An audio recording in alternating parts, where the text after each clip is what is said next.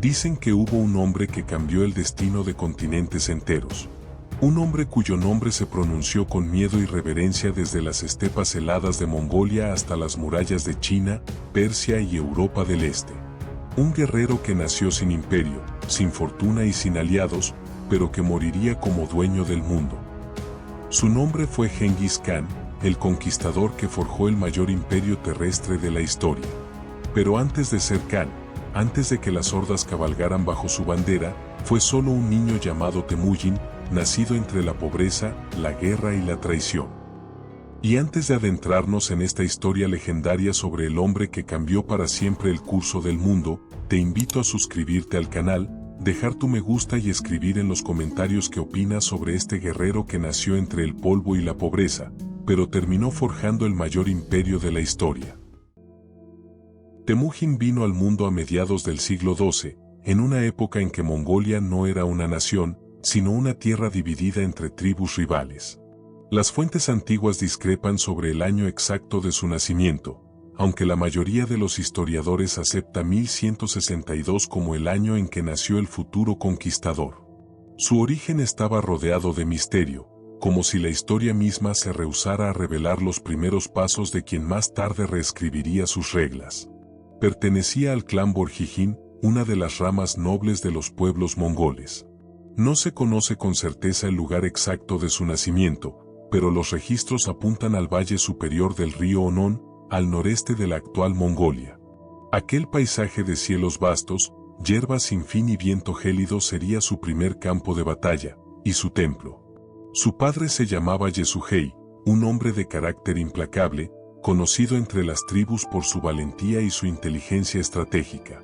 Era un líder que imponía respeto incluso antes de hablar, un guerrero acostumbrado a la dureza del viento de las estepas y al peso de la responsabilidad. En los relatos antiguos, especialmente en la historia secreta de los mongoles, la crónica encargada por los descendientes de Genghis Khan, se dice que Yesugei era nieto de Kabul Khan, un antiguo caudillo del clan que había logrado unificar temporalmente a varias tribus bajo su mando. Yesugei había labrado su posición con su propio mérito, era un jefe respetado, un comandante de jinetes nómadas que servían a Kutula Khan. Su reputación era la de un hombre que sabía cuándo atacar, cuándo retirarse y, sobre todo, cuándo ganarse un aliado con una sonrisa o con la espada. Entre sus aliados más cercanos se encontraba Togril, líder de la tribu Kereit, una de las 5 grandes confederaciones mongolas. Ambos sellaron un pacto de hermandad eterna, una alianza forjada en la guerra y sostenida por la lealtad, aunque en el mundo de las estepas, la lealtad era tan cambiante como el viento. Juntos emprendieron múltiples campañas contra los Merkit, una tribu rival con la que mantenían una enemistad feroz. Fue durante una de esas incursiones, alrededor del año 1160, cuando Yesugei cometió el acto que marcaría el destino de su familia para siempre. Durante una redada, capturó a una joven de apenas 15 años llamada Oelun, prometida de un jefe Merkit. Se dice que la tomó mientras ella regresaba a su campamento, y que, impresionado por su belleza y fortaleza, decidió convertirla en su esposa. Aquel rapto desataría una venganza que perduraría durante generaciones. Los Merkit jamás olvidaron la afrenta, y ese odio, alimentado durante medio siglo, acabaría cayendo sobre los hijos de Yesugei. Con el tiempo, Oelun se adaptó a su nuevo destino. De aquella unión nacieron 5 hijos, 4 varones y una hija, siendo Temujin el primero. Pero Yesugei no era un hombre de un solo hogar, tenía otra esposa y, por tanto, otros herederos. Temujin, aunque hijo del jefe, no era el elegido por derecho, y eso lo condenaba a pelear desde niño por un lugar en el mundo. La vida en las estepas mongolas era una prueba constante. Los inviernos helaban hasta el alma, los clanes guerreaban por comida, territorio y orgullo, y la muerte podía llegar en cualquier amanecer. Yesugei, pese a su liderazgo, estaba rodeado de enemigos. En ese entorno de conspiraciones y cuchillos ocultos, Temujin aprendió sus primeras lecciones, que la confianza era un lujo peligroso, que el poder debía ganarse con sangre y que en la estepa, la ley del más fuerte no era una elección, sino una sentencia.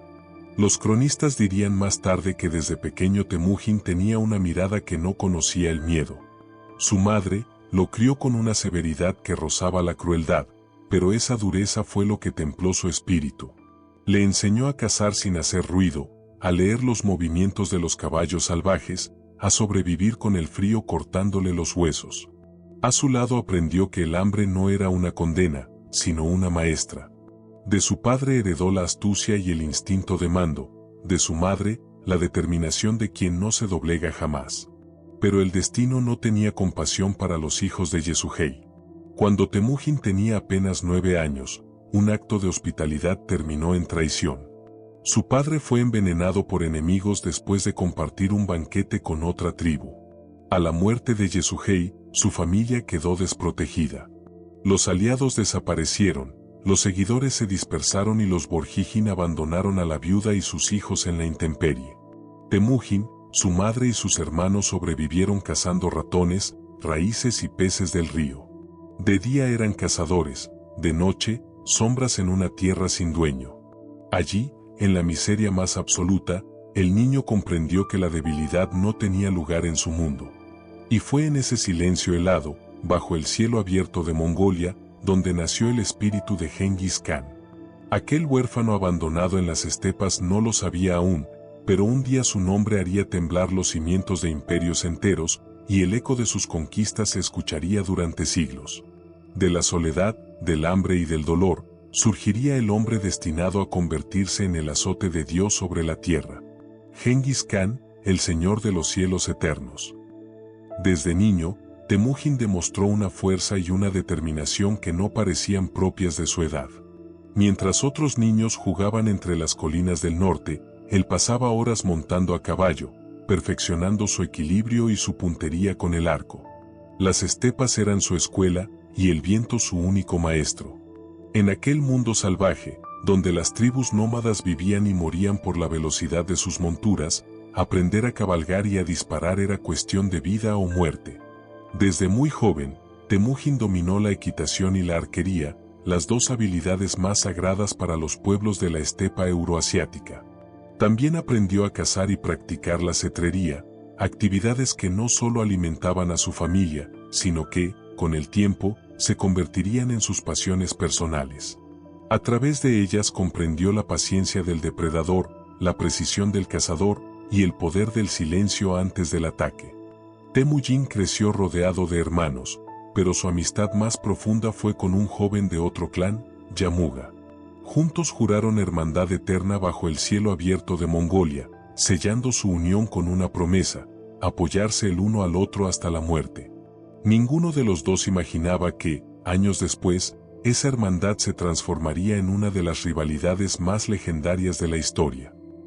Durante su infancia, Temujin comenzó a comprender la compleja red de alianzas, odios y venganzas que definía la política tribal de Mongolia. Su propio pueblo, los mongoles, estaba dividido internamente entre dos clanes poderosos, los Borjigin, a los que pertenecía Temujin, y los Tallichud, sus eternos rivales. Cada una controlaba rutas, pastizales y territorios vitales para la supervivencia.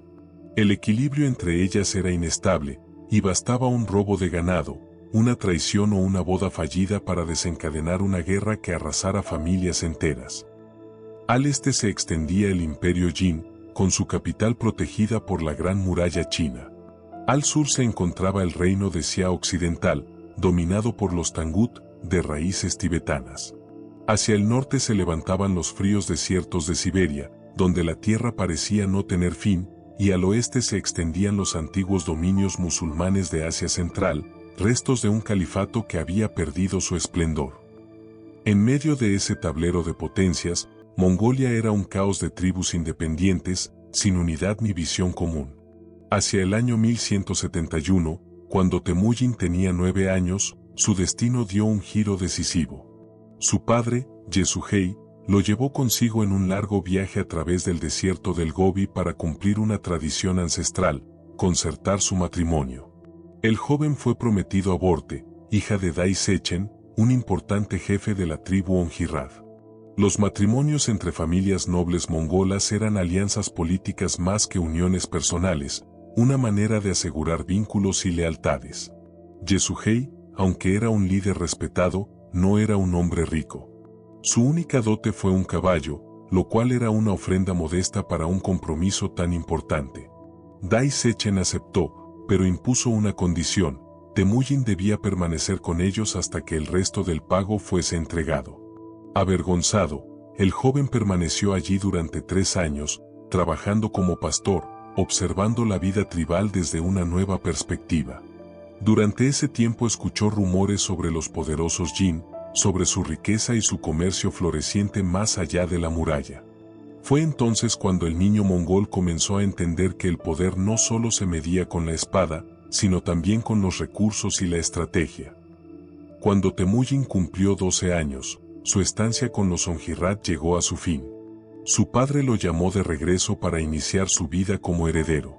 Pero el destino, una vez más, tenía otros planes. Durante una de sus incursiones, Yasuhei se encontró con un grupo de tártaros. Siguiendo la sagrada tradición de hospitalidad de la estepa, aceptó una invitación a cenar con ellos. Lo que no sabía era que los tártaros guardaban un antiguo rencor hacia su clan. Aquella comida sería su última. Fue envenenado, y antes de morir, apenas alcanzó a enviar un mensaje: que su hijo Temujin regresara al hogar. Dai Sechen, aunque reacio, permitió que el muchacho partiera para despedirse de su padre. Pero cuando Temujin regresó, ya nada quedaba de su familia poderosa. Su madre intentó mantener unido al clan, pero los Tallichud aprovecharon la debilidad de la familia para recuperar el control. Los antiguos aliados abandonaron a la viuda y sus hijos, dejándolos solos entre las montañas, sin armas, sin ganado y sin refugio. Lo que una vez fue una familia noble se redujo a un puñado de hambrientos sobreviviendo de la pesca y la caza. Temujin y su hermano Khazar eran los más hábiles cazadores, pero la miseria no tardó en crear tensiones dentro de la familia. Sus medios hermanos mayores comenzaron a exigir una parte de las presas. Un día, Bekte robó un pez que Temujin y Khazar habían atrapado tras horas de esfuerzo. Cegados por la rabia y el hambre, los jóvenes lo asesinaron con sus arcos. Aquel acto marcó un punto sin retorno. La madre los maldijo entre lágrimas, advirtiendo que la familia estaba destinada a perecer si se destruían entre ellos. Sus palabras resultaron proféticas. El asesinato llegó a oídos del jefe Targutai, quien usó el crimen como excusa para capturar al joven Temujin.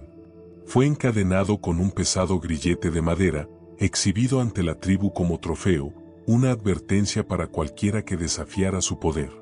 Pero Temujin no era un prisionero común.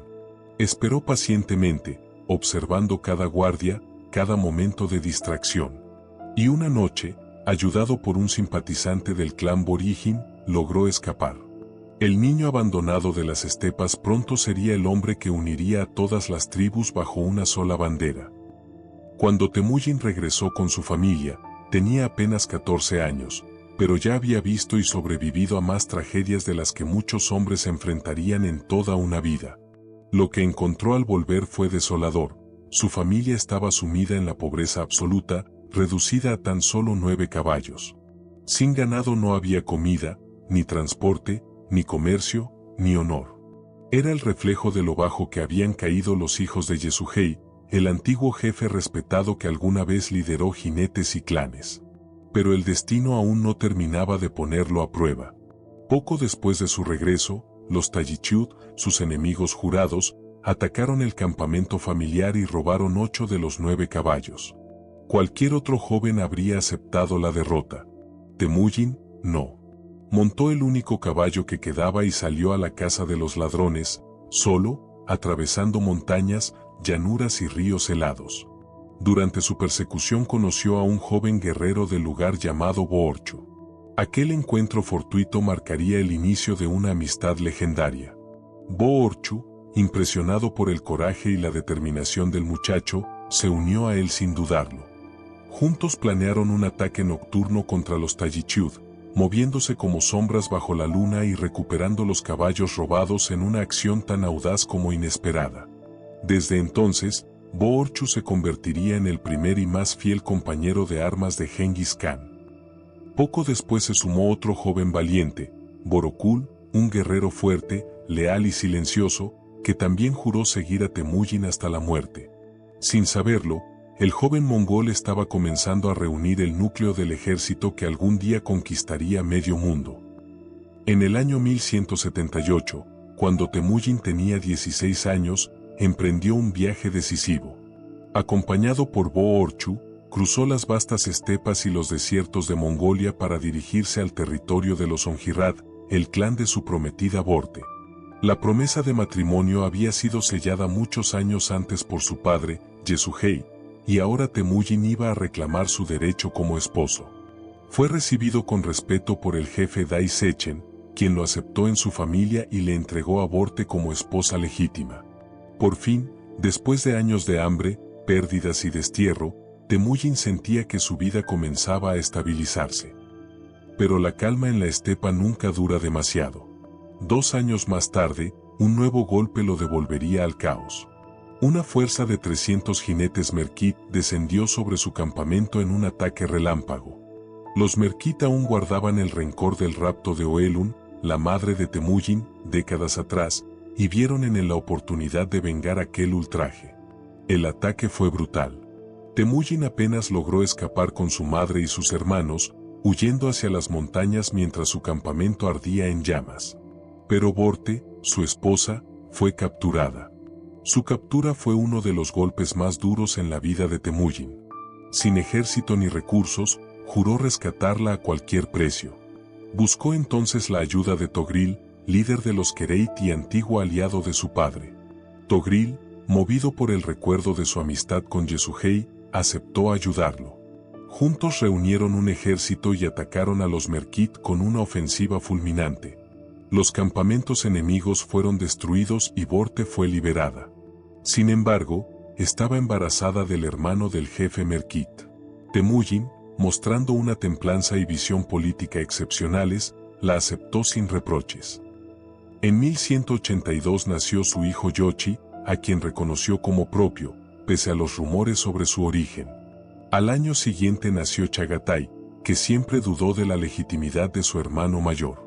Aquella desconfianza familiar sería una semilla de división que, con el tiempo, marcaría el futuro del imperio mongol. A los 20 años, Temujin ya se había transformado en un líder temido y respetado. Su nombre resonaba por las estepas como el de un jefe diferente, no gobernaba por linaje, sino por mérito, lealtad y disciplina. Esa visión innovadora atrajo a hombres comunes que veían en él una esperanza de orden y justicia en medio del caos tribal.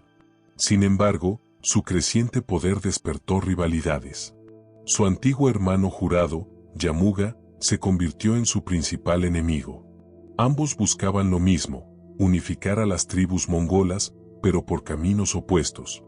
Yamuga tenía más riqueza y apoyo de los nobles, mientras Temujin contaba con seguidores humildes pero leales, unidos por una causa común. Año 1186. Los vientos fríos de Mongolia soplaban con fuerza sobre los campamentos del clan Borjigin. Ese año, Borte, esposa de Temujin, dio a luz a su tercer hijo, Ogedei, el niño que más tarde heredaría el sueño de su padre y continuaría su legado.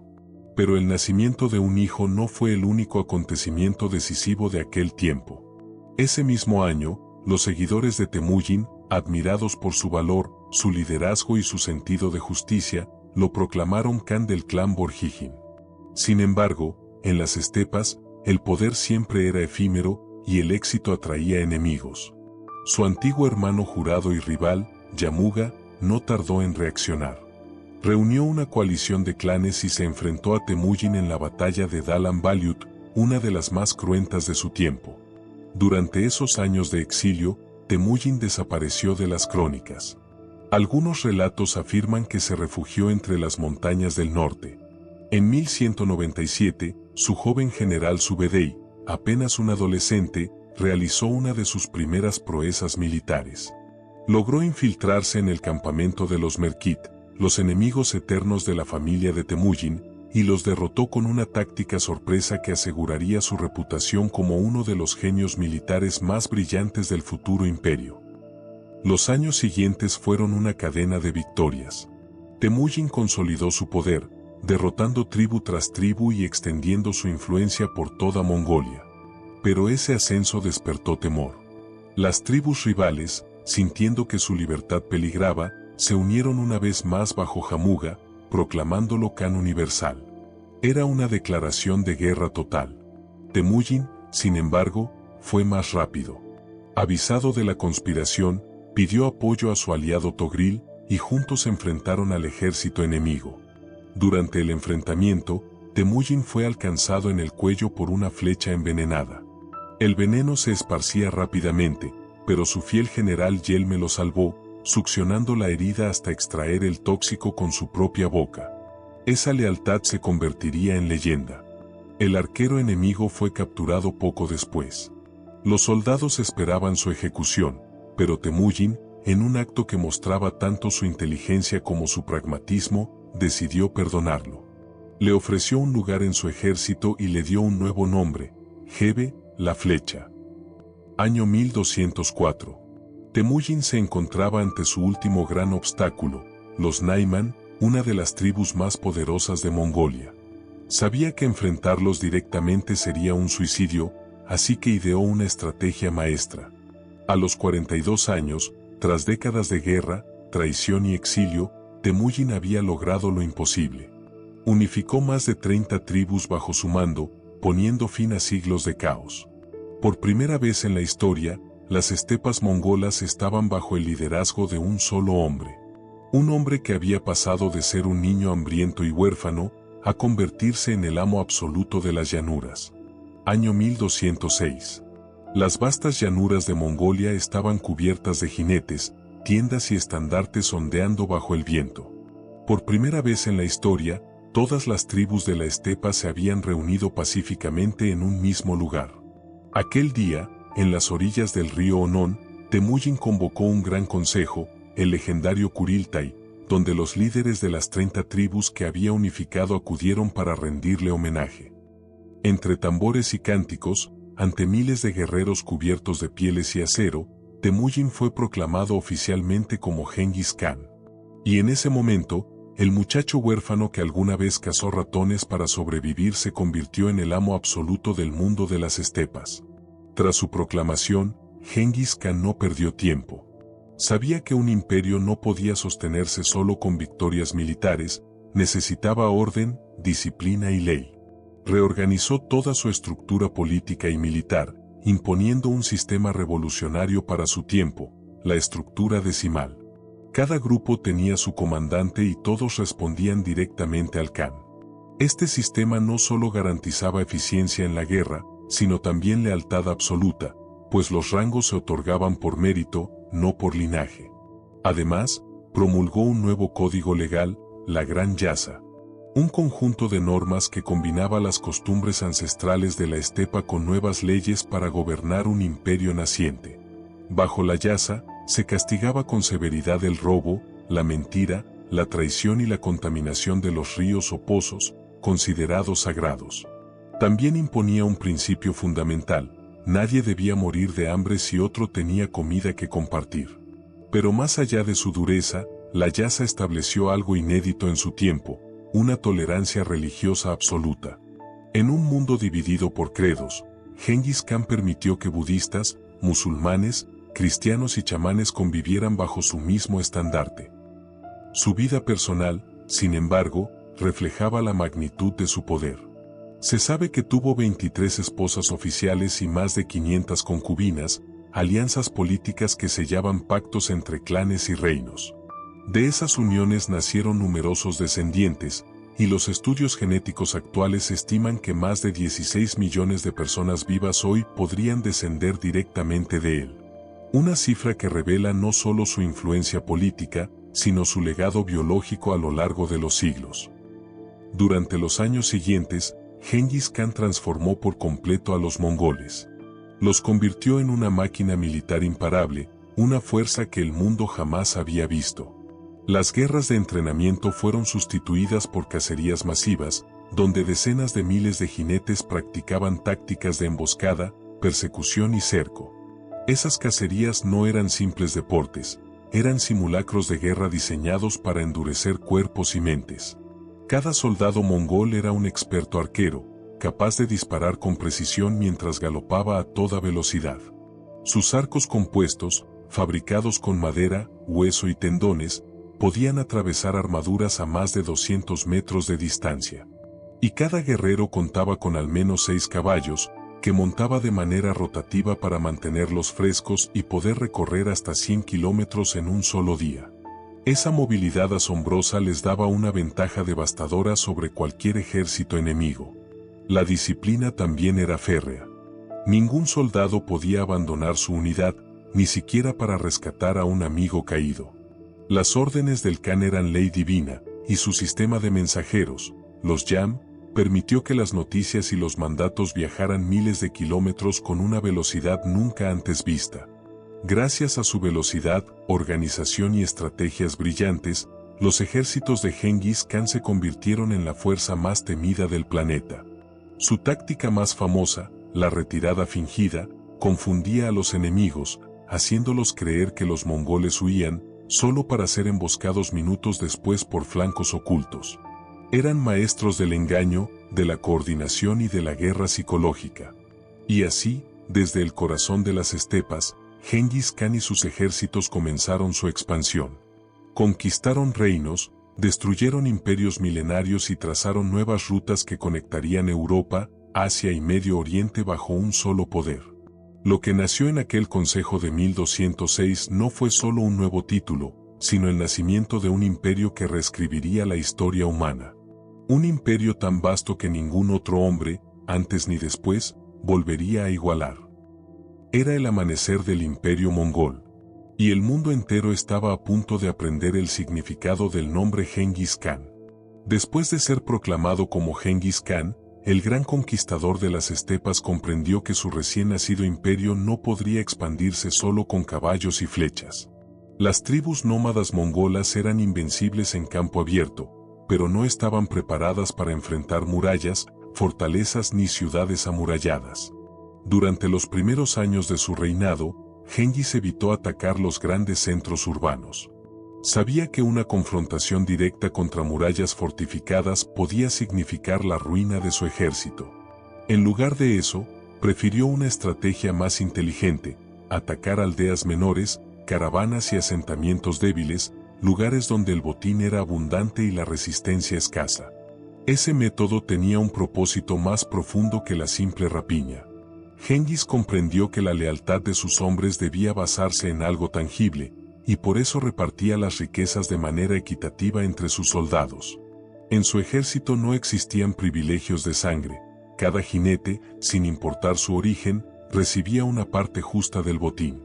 Era una forma de pago simbólica, pues los mongoles no recibían salario alguno. Su única recompensa era la gloria de la victoria y la generosidad de su Khan.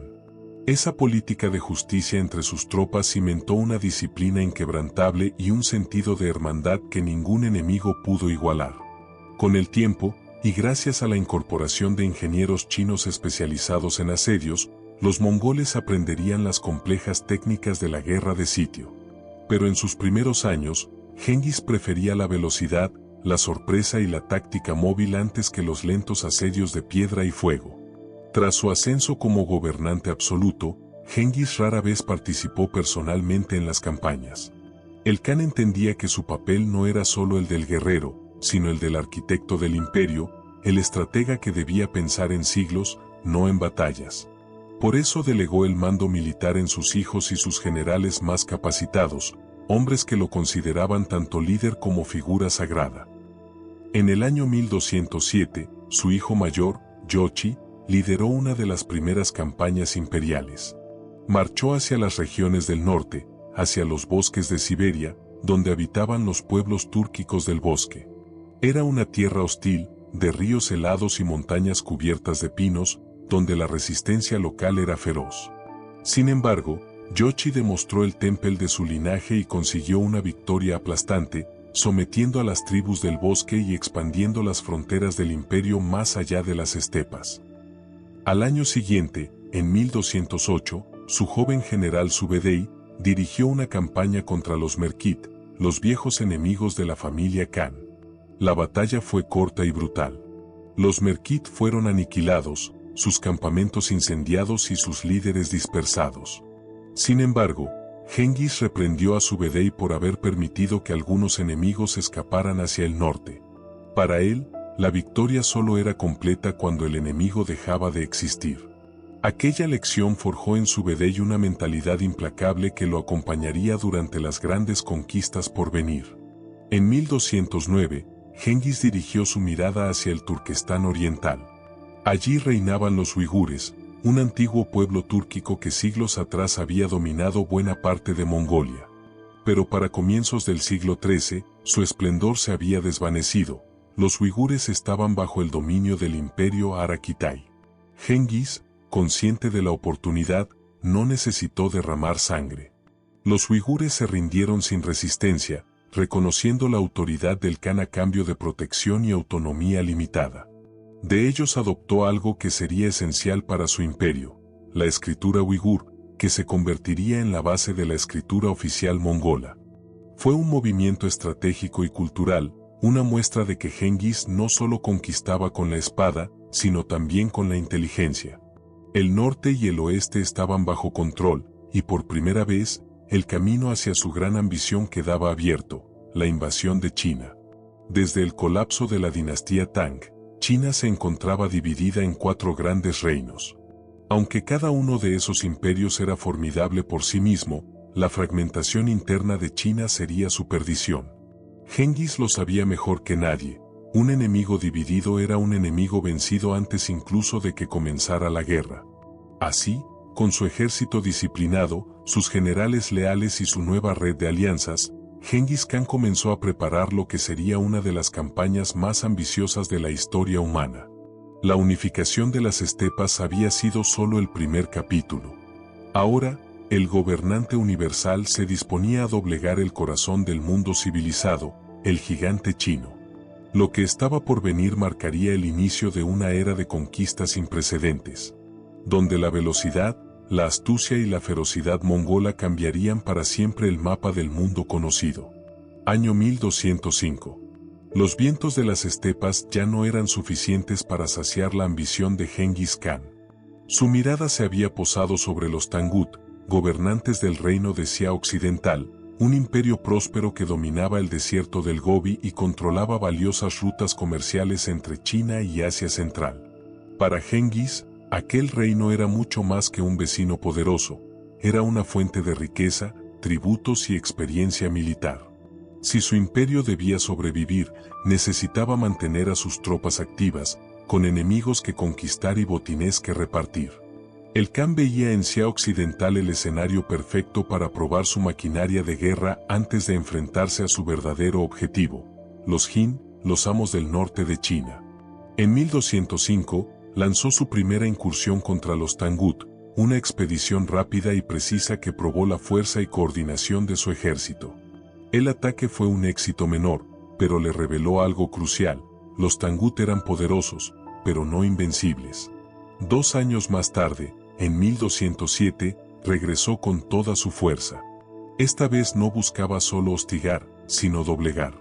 Con su ejército perfectamente organizado, cruzó el Gobi y lanzó una ofensiva que devastó aldeas, caravanas y fortalezas. Los Tangut, superados por la velocidad y brutalidad mongola, se rindieron y aceptaron pagar un tributo anual a cambio de paz. Sin embargo, en 1209, la arrogancia de los gobernantes de Xia Occidental los llevó a suspender los pagos. Fue un error fatal. Genghis interpretó aquella acción no como una ofensa económica, sino como un desafío a su autoridad. Enfurecido, reunió una gran fuerza de invasión y marchó personalmente hacia el sur. Su estrategia fue rápida y despiadada: rodear las ciudades, cortar sus rutas de suministro y hacer que la rendición fuera la única salida. Con Xia Occidental bajo control, Genghis no solo aseguró su frontera occidental, sino que adquirió recursos, tecnología y soldados experimentados que serían fundamentales en su siguiente guerra, la invasión de China. Genghis Khan tenía 49 años, y por primera vez en su vida, su imperio gozaba de estabilidad. Las tribus estaban unificadas, sus enemigos del norte habían sido sometidos, y sus generales más leales estaban listos para cumplir su voluntad. Era el momento de mirar hacia el enemigo más poderoso de Asia, el Imperio Jin. Durante décadas, los Jin habían sido una espina en el costado de Mongolia. Desde sus fortificaciones al norte de China, habían realizado incursiones contra las tribus nómadas, capturando ganado y esclavos. Para Genghis, la invasión no solo era un acto de venganza, sino una necesidad estratégica. Sus ejércitos crecían, y cada nuevo soldado necesitaba botín, alimento y propósito. La guerra era la sangre que mantenía vivo al imperio. El Imperio Jin, fundado por los Jurchen, había conquistado el norte de China un siglo antes, expulsando a la dinastía Liao y obligando a los emperadores Song a retirarse al sur del río. A comienzos del siglo XIII, los Song intentaron recuperar parte del norte, pero fueron derrotados, dejando a los Jin confiados y arrogantes. Esa confianza sería su perdición. Mientras los Jin concentraban sus tropas al sur para contener a los Song, el norte de su imperio quedó desprotegido. En la primavera de 1211, Genghis convocó una asamblea de jefes, generales y sabios. Allí, ante miles de guerreros, anunció su intención de conquistar el norte de China.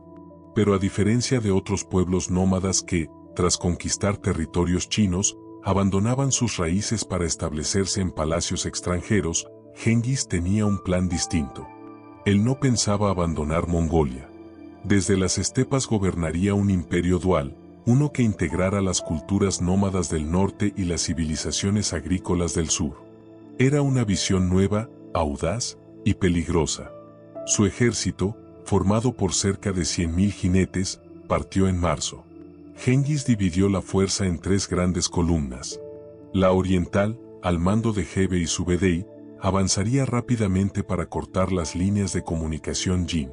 La central, dirigida por el propio Khan junto a sus hijos Tolui y Mukali, marcharía directo hacia el corazón enemigo. La columna occidental, liderada por sus otros hijos, cruzaría el desierto del Gobi para atacar desde el flanco. La estrategia era impecable. Los hijos mayores de Genghis atravesaron el Gobi sin oposición, mientras las otras columnas devastaban aldeas y puestos Jin, obligando al enemigo a salir de sus murallas. Pero los generales Jin, temerosos de enfrentarse a los mongoles en campo abierto, rehusaron la batalla, refugiándose tras sus fortalezas. Fue entonces cuando Genghis decidió cambiar de plan y avanzar hacia el sur, buscando forzar un enfrentamiento decisivo. El imperio Jin respondió dividiendo sus fuerzas, un ejército frontal para detener el avance mongol y otro para atacar el flanco derecho de Genghis. El Khan, anticipando la jugada, envió a Yebe con una fuerza móvil para interceptar al enemigo por detrás de su columna principal. El movimiento fue un golpe maestro. Yebe destruyó al ejército enemigo en su flanco, dejando a los Jin con una sola fuerza principal para defender su territorio. El general mongol lanzó una carga directa que arrasó con la caballería Jin, provocando el caos total. Los jinetes Jin huyeron, atropellando a su propia infantería y convirtiendo la batalla en una masacre. Los mongoles vencieron de forma aplastante, tras dos nuevas victorias en campo abierto, aniquilaron a los ejércitos de campaña Jin. Genghis continuó avanzando hacia el sur, tomando ciudades estratégicas una tras otra. Ordenó a Yebe marchar hacia una ruta crucial que conducía directamente a Songdu, la actual Pekín. El paso estaba fuertemente defendido, y Yebe, al no poder tomarlo por asalto, recurrió a su especialidad, el engaño. Simuló una retirada, atrayendo a la guarnición fuera de las murallas, y luego la aniquiló en emboscada. Cuando llegó el invierno, los ejércitos mongoles regresaron a las estepas cargados de botín, dejando tras de sí un mar de ruinas. Sin embargo, su retirada temporal dio al enemigo la oportunidad de recuperarse. Los Jin reocuparon las ciudades perdidas y reforzaron sus defensas. En el año 1212, su general más audaz, Yebe, fue enviado hacia el este para profundizar en territorio enemigo. Mientras tanto, Genghis preparaba un ataque más ambicioso. En octubre de 1212, se reunió con sus hijos Yochi, Chagatai y Ogedei para asediar la ciudad de Datong, una fortaleza clave en el norte del imperio Jin. Las catapultas mongolas arrojaban fuego y piedras día y noche, pero durante el asedio, una flecha alcanzó al Khan en el cuello, obligándolo a suspender el ataque y retirarse. Aunque sobrevivió, la herida le recordó que ni siquiera el conquistador más grande del mundo era invulnerable. Pero su espíritu no conocía descanso. Al año siguiente, en 1213, Genghis Khan regresó con una furia renovada. Organizó un contraataque masivo y aniquiló un nuevo ejército Jin en campo abierto antes de dirigirse hacia el paso Yuyong, el último obstáculo antes de Pekín. A finales de 1213, Genghis regresó a Mongolia para reorganizar su administración, pero mantuvo un bloqueo permanente sobre Pekín. Envió mensajeros al nuevo emperador Jin exigiendo su rendición formal y tributo anual. En 1214, el emperador accedió, firmando un acuerdo de paz que levantaba el asedio a cambio de un pago colosal en oro, seda y grano. Pero la tregua fue efímera. Pocos meses después, el emperador Jin abandonó Pekín y trasladó su corte, una decisión que Genghis interpretó como traición. Furioso, rompió el tratado y ordenó la reanudación inmediata de la guerra. Esta vez, puso al mando del asedio a su general Samuka, un guerrero metódico y disciplinado. Durante meses, los mongoles y los defensores Jin sufrieron un hambre insoportable. Las crónicas chinas narran que ambos bandos recurrieron al canibalismo para sobrevivir. Aún así, Samuka mantuvo la calma y el control. En la primavera de 1215, 2 ejércitos Jin enviados desde el sur intentaron liberar Pekín, pero fueron aplastados antes de llegar a la ciudad. En mayo de ese año, los mongoles asaltaron las murallas y, tras días de combates cuerpo a cuerpo, tomaron Pekín. Lo que siguió fue una de las devastaciones más terribles de la historia. La capital fue saqueada, incendiada y su población reducida en más de 3/4 partes. Los cadáveres cubrieron las calles, y el aire se volvió irrespirable. Pekín había caído, pero el imperio Jin aún no estaba muerto. Genghis respondió enviando a sus mejores generales para mantener la presión. En 1216, Mukhali, el más leal de sus comandantes, derrotó un contraataque en el este. Las negociaciones de paz se reanudaron, pero esta vez Genghis impuso condiciones aún más duras. Los Jin se negaron y las conversaciones colapsaron. A comienzos de 1216, Genghis Khan volvió a Mongolia, dejando a Mukhali al mando de todas las operaciones en China. Le confió 70.000 soldados, aunque muchos eran reclutas de tribus recientemente sometidas, lo que hacía frágil su lealtad. Pese a la escasez de hombres, Mukhali demostró ser un comandante excepcional. Durante los siguientes años consolidó el control mongol sobre el norte de China, alternando la brutalidad en la guerra con una magnanimidad calculada hacia los pueblos conquistados. Donde la fuerza no bastaba, ofrecía alianzas y protección. En 1218, Genghis tuvo que liderar personalmente una campaña de pacificación contra los Tangut, que habían vuelto a rebelarse bajo un nuevo gobernante. Para apoyar a Mukhali, envió refuerzos que elevaron su ejército a 100.000 hombres. El general mantuvo la ofensiva, ganó cada batalla que enfrentó y extendió el dominio mongol desde Manchuria hasta el Río Amarillo. Jamás fue derrotado. Cuando Mukhali murió en 1223, dejó tras de sí un legado impecable: ninguna derrota, ninguna ciudad perdida, y un territorio más vasto que nunca. Bajo su mando, los mongoles habían sellado alianzas con la dinastía Song del Sur, aunque tras su muerte esas alianzas se desmoronaron, permitiendo una breve recuperación de los Jin.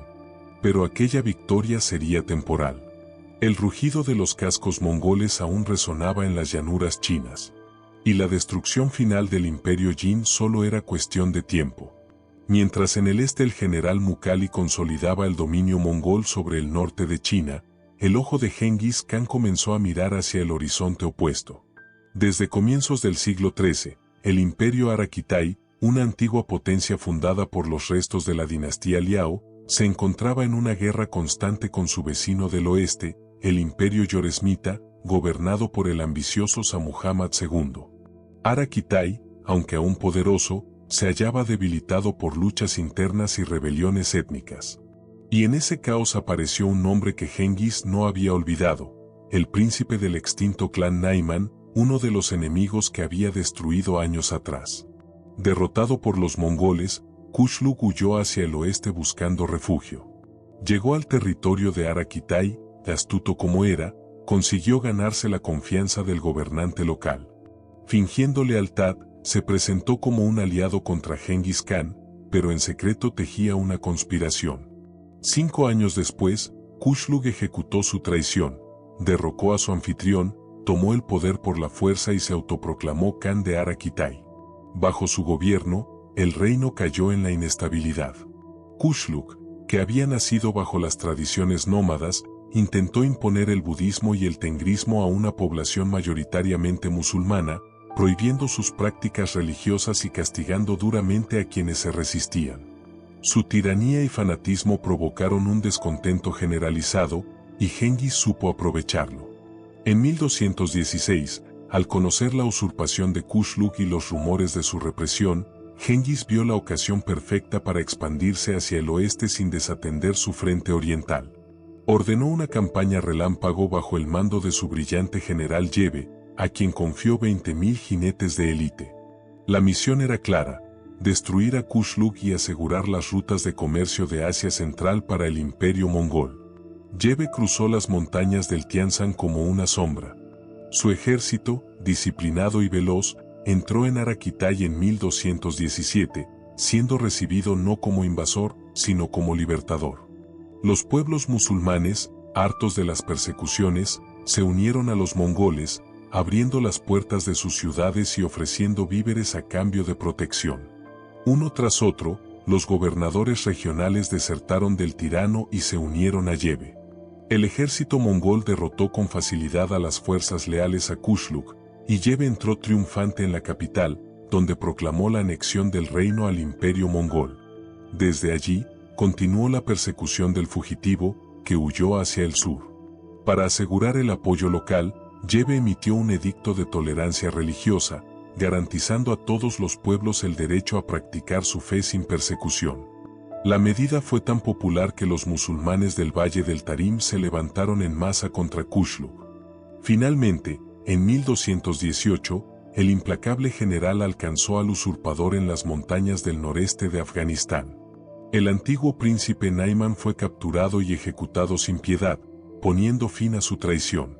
Con su muerte, el último obstáculo en el oeste desapareció, y Asia Central quedó abierta al poder mongol. Fue el primer paso hacia una expansión que, muy pronto, llegaría hasta los desiertos de Persia y las puertas de Europa. Pero mientras Yebe avanzaba hacia el suroeste, Genghis tenía otros asuntos que atender en las estepas del norte. Envió a su hijo Yochi, acompañado por el estratega Subedey, para perseguir a los últimos remanentes de los Merkit, antiguos enemigos de su familia, que ahora se habían aliado con los cumanos, un vasto pueblo túrquico que dominaba la estepa euroasiática.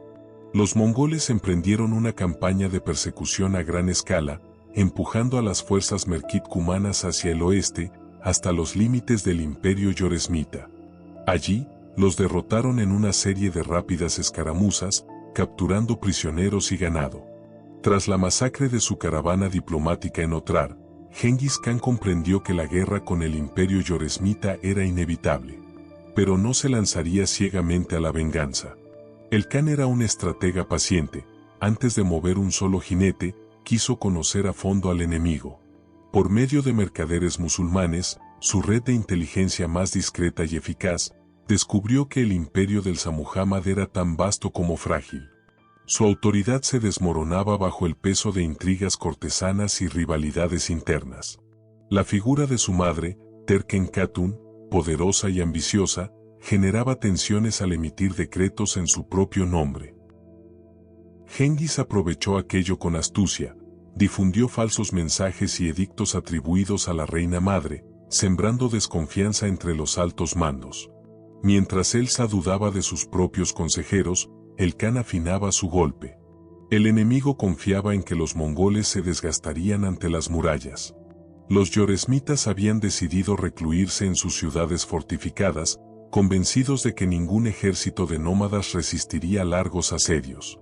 Pero Genghis ya no era solo un caudillo de la estepa, era el líder de una fuerza organizada, experimentada y despiadada. En la primavera de 1219, envió una fuerza de 30.000 jinetes al mando de Yebe y su hijo Yochi hacia el fértil valle de Ferganá. La batalla fue indecisa, aunque los mongoles causaron enormes bajas antes de retirarse. Mientras tanto, la vanguardia principal ya estaba sobre Otrar. En octubre de 1219, Genghis llegó con más de 100.000 hombres y cercó la ciudad. Intentó distraer Alza enviando un pequeño contingente hacia Samarcanda, pero sin éxito. Finalmente, ordenó un asedio total. Los mongoles, curtidos por años de guerra en China, dominaron la técnica del asedio. En febrero de 1220, Otrar cayó. El gobernador que había matado a los emisarios fue ejecutado de forma brutal y la ciudad reducida a cenizas. Con el camino libre, Yochi tomó las ciudades ribereñas del Syr Daria, mientras Yebe cerraba el paso hacia el sur. Genghis y Tolui atravesaron el desierto de KYZYL y emergieron frente a Bujará, el corazón espiritual y comercial del imperio. El Shah Muhammad, desconcertado, no entendía cómo su enemigo había cruzado regiones imposibles sin ser visto. En 2 semanas, Bujará cayó. La ciudad fue saqueada, sus élites forzadas a pagar tributos y su esplendor transformado en ruinas. Genghis, en el templo principal, pronunció una sentencia que quedó grabada en la historia. Si Dios no los odiara, no me habría enviado contra ustedes. Con la caída de Bujará, el Shah comprendió demasiado tarde lo que había desatado. El ejército mongol se extendía como una tormenta sobre Asia Central. Y el imperio yoresmita estaba a punto de desaparecer del mapa. La caída de Bujará fue solo el principio. Con la ciudad reducida a cenizas y su botín asegurado, Genghis Khan volvió su mirada hacia el verdadero corazón del imperio yoresmita, Samarcanda, la joya de Asia Central. Genghis Khan llegó con sus hijos y aplicó una de sus tácticas más crueles, forzar a prisioneros de guerra a marchar al frente del asalto. Los defensores, creyendo que el ejército mongol se desmoronaba, salieron a perseguirlos y cayeron en la trampa. En apenas 10 días, Samarcanda fue tomada y saqueada sin piedad. El Shah escapó, pero Yebe y Subedey lo persiguieron sin descanso por Persia e Irak hasta que murió enfermo y solo en una isla del mar Caspio. Su imperio se desmoronaba. Al oeste, Tolui invadió el Jorasán. Las crónicas hablan de más de 1 millón de muertos.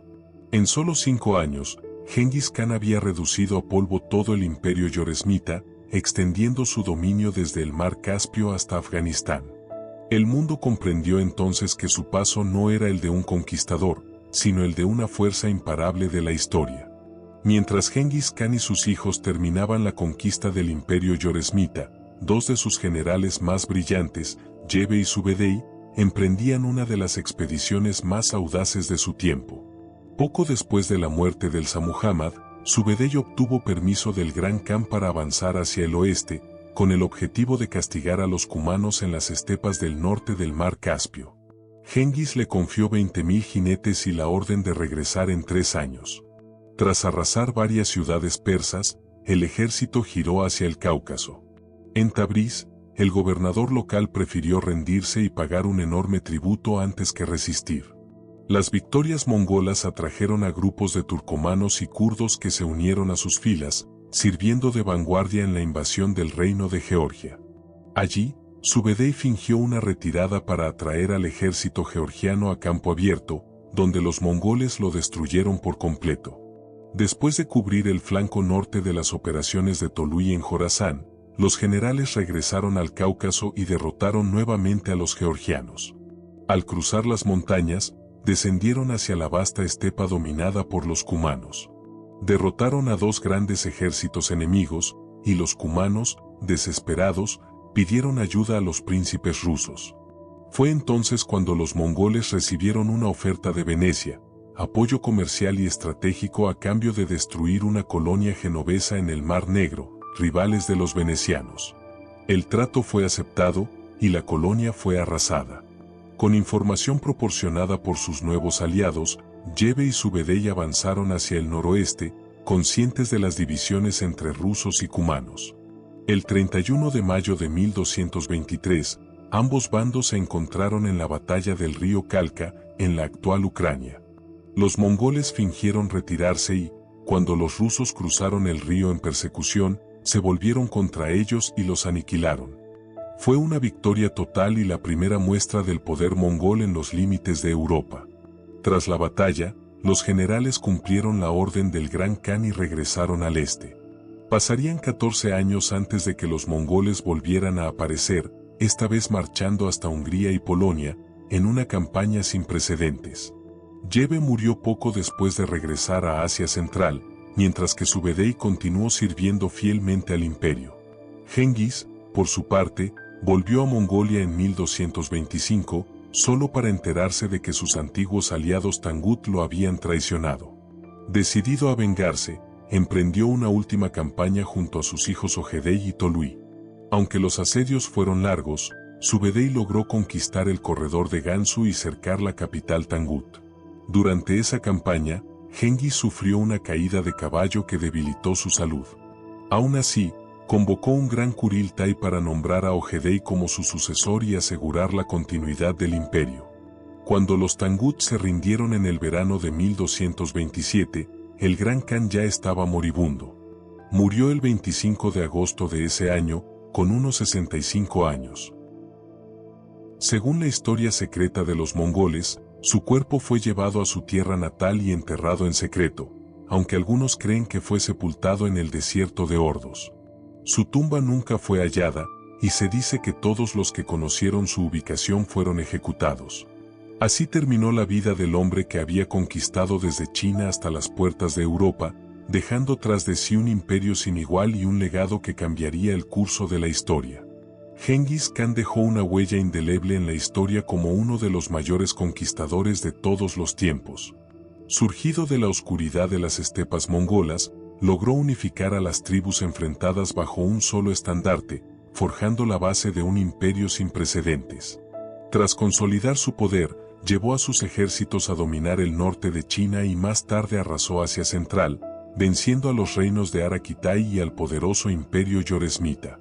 Su éxito se debió a tres pilares fundamentales: la unificación de las tribus nómadas en una fuerza disciplinada, el uso magistral de la caballería arquera y la rápida adaptación de nuevas tecnologías, como las máquinas de asedio chinas. Además, el destino jugó a su favor. China estaba fragmentada y los grandes imperios musulmanes se encontraban en declive. Genghis supo aprovechar esas circunstancias como solo un estratega visionario podía hacerlo.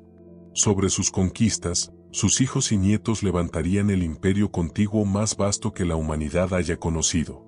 Si esta historia te hizo viajar en el tiempo, no olvides dejar tu like y suscribirte al canal para seguir descubriendo los momentos más épicos y desconocidos de la humanidad. Tu apoyo nos ayuda a seguir trayendo estas narraciones que reviven el pasado con detalle y emoción. Y cuéntame en los comentarios, ¿crees que Genghis Khan fue un genio militar o un destructor del mundo antiguo? Tu opinión puede abrir el próximo capítulo de esta historia. Esto es La Historia No Contada, donde revelamos el lado oculto de quienes cambiaron el mundo.